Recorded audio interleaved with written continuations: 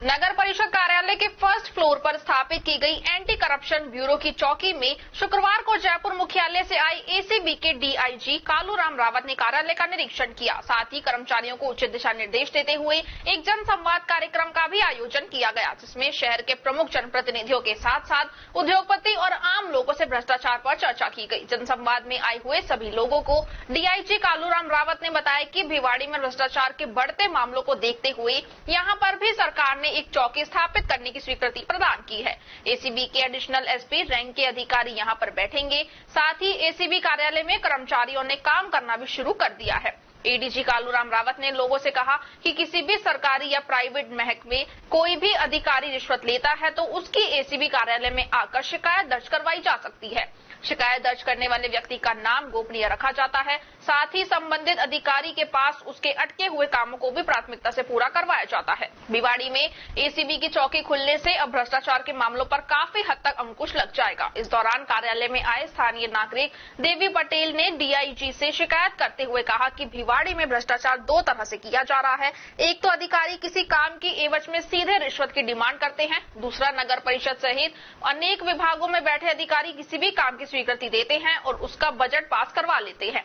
उस काम को पूरा करने के बाद 6 महीने या 1 साल के भीतर ही इस काम से दूसरा बजट पास करवा लिया जाता है, जिससे उन अधिकारियों और काम करने वाले संबंधित ठेकेदारों की मोटी कमाई होती है। इस तरह जनता के पैसों का दुरुपयोग करने वाले अधिकारियों पर भी एसीबी की कार्रवाई करनी चाहिए। इसी तरह जनसंवाद कार्यक्रम में आए लोगों ने अनेक सुझाव दिए और भ्रष्ट कर्मचारियों व अधिकारियों के खिलाफ कड़ी कार्रवाई करने की मांग की है। इस दौरान नगर परिषद सभापति शीशराम तंवर ने कहा कि उन्होंने शहर में एसीबी की चौकी खुलवाने के लिए सरकार से सिफारिश की थी और सरकार ने उनकी सिफारिश को मानते हुए यहां चौकी स्थापित की है, जिससे सभी सरकारी कार्यालयों में छोटे छोटे कामों के लिए होने वाले भ्रष्टाचार पर अंकुश लग सकेगा। भिवाड़ी जिला पुलिस अधीक्षक कार्यालय कुछ समय से यहाँ स्थापित हो चुका था और चूंकि ये अलवर जिले से थोड़ा सा दूर स्थान पर है, इस कारण से गत दिनों राजस्थान सरकार की तरफ से एक हमारी आउटपोस्ट एसीबी की भिवाड़ी में स्थापित करने की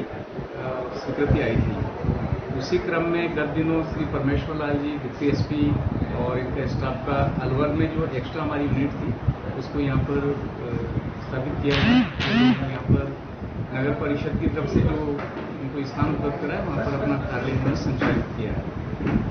मुख्यालय की इससे ये पहली विजिट है और हमारा जो उद्देश्य है राज्य सरकार की जो जीरो टॉलरेंस पॉलिसी है भ्रष्टाचार के खिलाफ, और हमारे जो काम है पीसी एक्ट में जो हम लोग काम करते हैं उसका आम जन में भी जानकारी हो, लोग सजग बने, इस कारण से ये एक संवाद कार्यक्रम अभी रखा।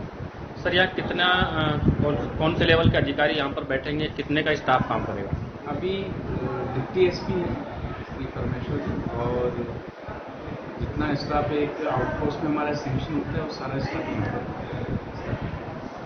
सर, करप्शन को लेकर के आपने काफी अवेयरनेस की जानकारी दी है, लेकिन आज के समय को देखते हुए अधिकारी इतने हाईटेक हो चुके हैं कि जहां पहले डेली रिश्वत लेती थी, वीकली लेना स्टार्ट कर दिया। जैसे संडे ऑफ डे या सैटरडे ऑफ डे रहता है तो उस समय लेके जाते हैं उस, और हाईटेक आप कह रहे हैं कि हम गाड़ियों में तो आप सूचना दें, हम गाड़ियों को चेक करेंगे इस तरीके से, लेकिन क्या है कि अब उस चीजों को लेकर के काफी पीछे रहा है एसीबी।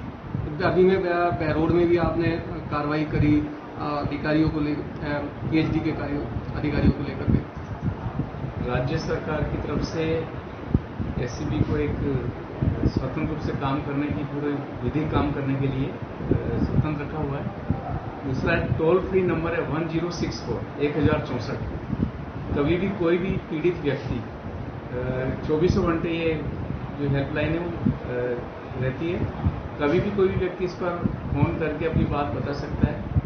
यदि पीसी एक्ट के अंतर्गत कोई भी अपराध की संभावना है, ऐसे भी उसके विरुद्ध कार्रवाई करने के लिए हर समय तत्पर रहती है। दूसरा, अवकाश की आपने बात कही है, लेकिन मैं एक बात आपको कहना चाहूँगा कि गत 15 दिन का आप अगर देखेंगे तो छुट्टी के दिन भी एसीबी ने खूब सारे ट्रैप किए हुए। गत सप्ताह की बात बताएं, एक ही दिन में 3, 4, 5 ट्रैप हुए, तो हम लोग हर समय उपलब्ध हैं। सर, ट्रैप की कार्रवाई तो कर देते, लेकिन अभिनियोजन स्वीकृति नहीं मिल पाती सरकार की तरफ से। आप काफी चीज केसों में देखेंगे अग्निजोन सिक्योरिटी एसीबी को नहीं मिल पाई, जिसके कारण काफी केसेस पेंडिंग है, उनके लिए क्या प्रयास रहेगा? देखो, अभी गत दिनों तो अग्निजोन सिक्योरिटी की जितनी भी रिक्वेस्ट हम लोगों की तरफ से जाती है और ज़्यादा से ज़्यादा अग्निजोन सिक्योरिटी हमारे पास आ रही है। एक प्रक्रिया होती है, संबंधित विभाग जो भी सक्षम अधिकारी उनको हम लोग अपना अनुरोध पत्र भिजवाते हैं, वो उसकी समीक्षा करके अग्निजोन स्वीकृति जारी करते हैं।